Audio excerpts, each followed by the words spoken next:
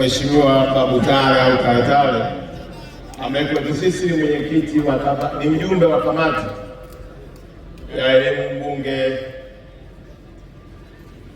michezo na utamaduni. Ndugu zangu, nina mambo matatu. Moja, nawapongeza waandaaji kwa kazi kubwa walioifanya ya kutukutanisha mahala hapa, lakini pia kuiweka Tanzania kwenye amani njema. Jambo la tatu, ninawapongeza washiriki, lakini jambo la tatu, nawapongeza mashabiki walioshinda na wale ambao wameshindwa, lakini kufanya mchezo wetu na maana. Lakini si kwa umuhimu endelea kuifanya na ambao wataendelea kuifanya. Mchezo wa ngumi sio mchezo rahisi, ni mchezo ambao ukiuchagua uwe kweli umejiamini. Niko naangalia hapa kati ya pambano la ndugu yangu kutoka Nigeria na Mtanzania urefu wake imekuwa ni advantage, lakini mfupi naye alikuwa anapambana. Kwa sio jambo rahisi, jambo gumu na zito. Na ukiona mtu amechagua mchezo, hata wakina dada huko, ukiwa unakula hela ya bondia, naomba ule taratibu kwa huruma.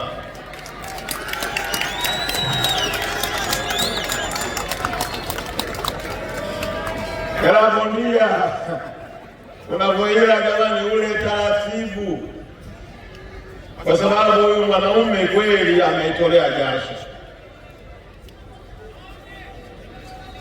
Kwa upande wa wizara, tunamshukuru sana Daktari Samia Suluhu Hassan, Rais wa Jamhuri ya Muungano wa Tanzania, kwa mapenzi yake ya dhati ya kuendelea kuwa mwanamchezo namba moja na kuigusa kila sekta tulionayo, sio kwenye mpira wa miguu, sio kwenye riadha, sio kwenye netball. Na hata leo tunaposhuhudia knockout ya Daktari Samia iliyotukutanisha wote wa Tanzania bila kujali kabila, dini wala chama, hakika Daktari Samia anastahili pongezi. Sisi tunamwahidi ya kwamba tutaendelea kuyatekeleza maono yake na kuhakikisha kwamba Tanzania inakaa kwenye ramani ya dunia kama nchi yenye watu wenye vipaji na uwezo mkubwa wa michezo yote zaidi ya 2000 inayotambulika duniani. Leo nilikuwa naulizia hapa, wakaniambia huwa wanaandaa mara 3 au mara 4 kwa mwaka, lakini mauliza watu wa BMT, mieleka lini? Wameniambia mieleka huwa ipo, lakini haina nguvu kama tunavyoona leo tumekusanyika hapa kwa ajili ya ngumi. Pole wapa maelekezo, nataka siku nyingine tukutane hapa kwa ajili ya mieleka. Hii nchi na watu wenye mili mikubwa wengi sana hawatakuwa na manufaa kama hawana mchezo wanaocheza. Kwa watu wenye mili yenu, jiandaeni, na kama hamtakuja hapa, basi tutafanya kuwagaragaza nyumbani. Lazima hii nchi kila mtu awe na mchezo wake. Lakini jambo lingine, ndugu zangu wa Mafia wamefanya haya mashindano. Elekezo la pili nimetoa kwa rais na timu yake chini ya kamishina ya ngumi, waende nchi nzima kutafuta vipaji kwa vijana mabondia ambao wanafanya mazoezi nyumbani, nao watambulike, tuwaingize kwenye ulingo mkubwa kama huu. Wanaambia wana changamoto ya bajeti kidogo ya kusaka hivyo vipaji. Nimewaambia wizara tutawapa, waanze mwaka huu kwenda hata kama kwa ngazi ya kanda, ili tuwapate mabondia wengi zaidi wa kushiriki mapambano makubwa. Ndugu zangu, leo sio siku ya hotuba, lakini ukiona jukwaa la watu wengi kiasi hiki unakuwa na hamu ya kuendelea kusema. Sasa wewe uliyekuja hapa, utatoka hapa utarudi nyumbani salama, kwa sababu Mungu yupo na serikali yako ipo. Nikuombe usiibeze Tanzania yako,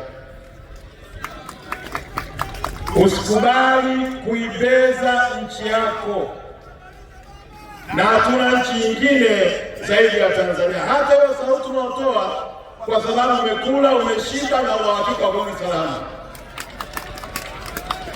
Na bahati nzuri zaidi mna waziri kifua chake kitosha. Nasikia maneno mengine, unakuta watu wameshiba, anaanza kumbeza mpaka rais. Ukimtazama yeye mwenyewe nyumbani kwake unamlaumu, lakini maneno mengi na ujuaji mwingi. Hapana, hatuna Tanzania zaidi ya hii. Na mwisho ninawaambia, wako mabondia wengine watatu ambao walipofika hapa walipata changamoto ya afya, ambao ni mchezo ulikuwa unatakiwa uendelee.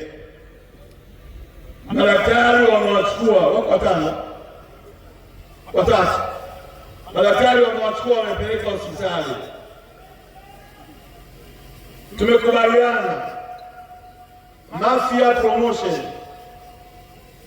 tutashirikiana nao hawa mabondia wapate matibabu, alafu Jumaa ijayo warudi hapa mkono uchapwe, na hakutakuwa na kiingilio. Watu wote watakuja kushuhudia, kwa sababu tayari pesa mmeshalipa kwenye awamu ya kwanza. Na madaktari waliponiambia walitamani waje hawa watu wapigane hapa, nikawaambia mimi sipendi kushuhudia mtu anakufa kwenye ulingo.